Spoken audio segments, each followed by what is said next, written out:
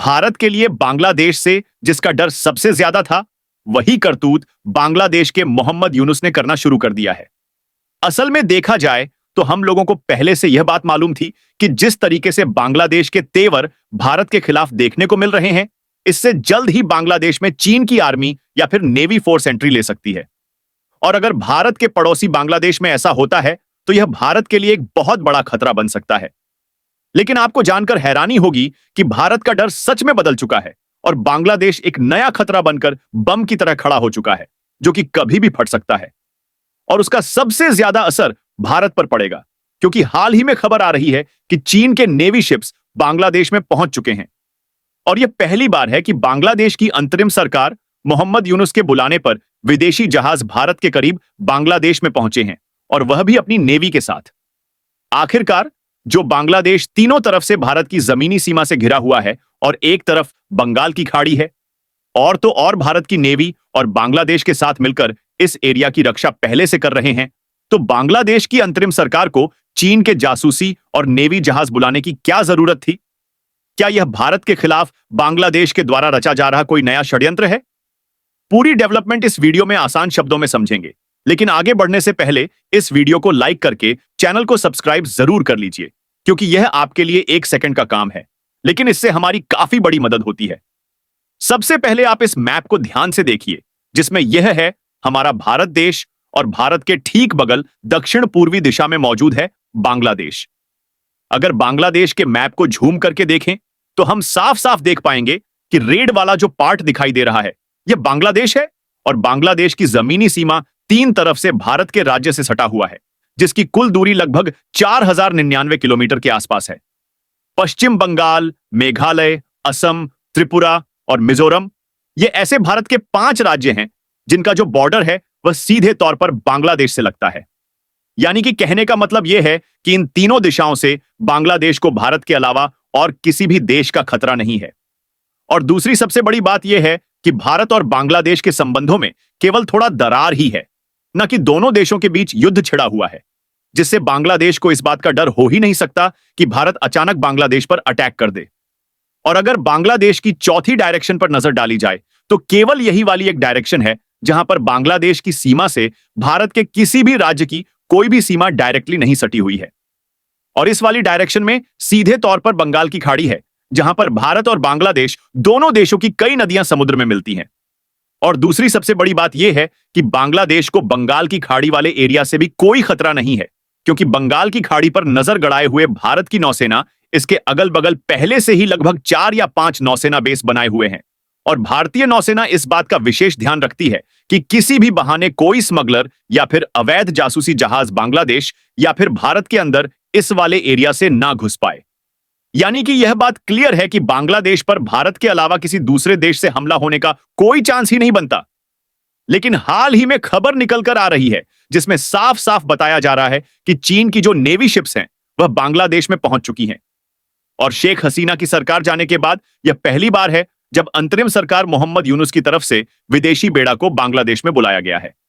यानी कि कुल मिलाकर देखा जाए तो बांग्लादेश के द्वारा की जा रही यह साजिश भारत के खिलाफ है। इस तरीके से चीन न सिर्फ भारत के बगल में डेरा डाले रहेगा, बल्कि भारत की जासूसी भी करेगा, और साथ ही बांग्लादेश के जरिए भारत में घुसपैठिए भी एंटर कर सकते हैं। क्योंकि बांग्लादेश जब किसी तरीके के जहाज को बंगाल की खाड़ी के रास्ते अपने देश में आने का आदेश देगा, तो उस पर भारत भी ध्यान से निगरानी नहीं रख पाएगा कि कौन से जहाज जासूसी करने के लिए आ रहे हैं या फिर कौन से जहाज भारत के खिलाफ कोई साजिश रचने वाले हैं। और दूसरी सबसे बड़ी बात यह है कि जो चाइनीज नेवी अपने जहाज के साथ बांग्लादेश में आई हुई है, वह बांग्लादेश में लंबे समय तक रह सकती है, और साथ ही इसका आवागमन बार बार होने वाला है। क्योंकि रिपोर्ट में बताया जा रहा है कि बांग्लादेश के जिस स्थान पर चीन की नेवी टीम जहाज लेकर पहुंची है, उसका फ्लीट यानी कि बेड़ा चटगांव बंदरगाह पर है, और बांग्लादेश में इसी जगह पर जहाज को डॉक करने के लिए एक नया बंदरगाह बनाया जा रहा है, और वह भी इस बंदरगाह को बनाने में चीन की मदद ली जा रही है। इसी के बहाने चीन ने जहाज के साथ अपनी नौसेना को बांग्लादेश में भेज दिया है, जिससे चीनी नौसेना को बांग्लादेश में ठहरने का मौका मिल गया है।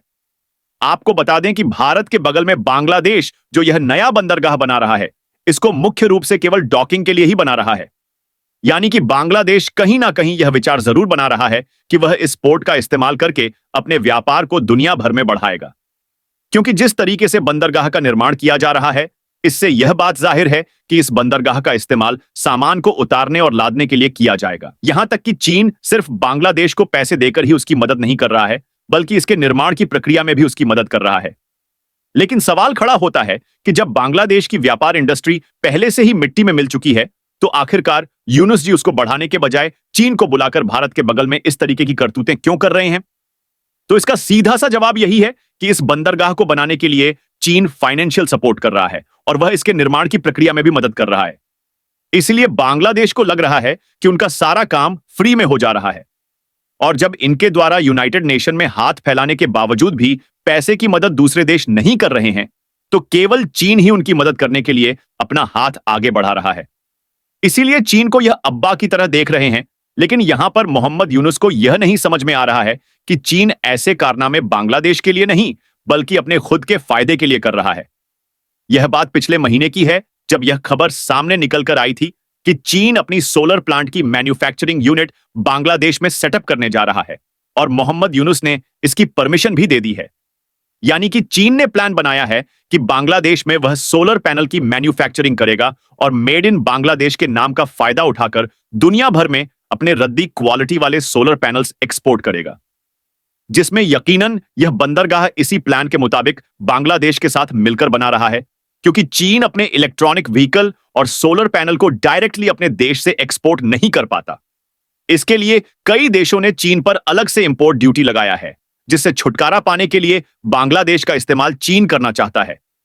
रिपोर्ट में तो यह भी बताया जा रहा है कि चीनी बेड़ा चटगांव बंदरगाह में 4 दिनों तक रहेगा, लेकिन उसके बाद भी द्विपक्षीय बैठकों के लिए खुले दिनों समेत कई कार्यक्रमों की मेजबानी करेगा, जिससे भारत की जासूसी करना तय है। हालांकि भारत भी पीछे हटने वाला नहीं है और भारत का जो नौसैनिक बेस है, वहां से इस पर कड़ी नजर रखी जाएगी। जैसे ही जासूसों को लेकर कोई खबर आती है, उस पर भारतीय नौसेना भी कोई कड़ा कदम जरूर उठाएगी और बाकी जहाजों को आने से भी रोका जा सकता है। आप लोग कमेंट बॉक्स में जय हिंद जय भारत जरूर लिखें। साथ ही इस वीडियो को लाइक करके ज्यादा से ज्यादा मित्रों तक शेयर करें, ताकि यह जानकारी सारे लोगों तक फैल सके। इसी तरह और भी नॉलेजेबल वीडियो देखने के लिए चैनल को सब्सक्राइब करके बेल आइकन को ऑल पर जरूर सेलेक्ट करें। जय श्री राम।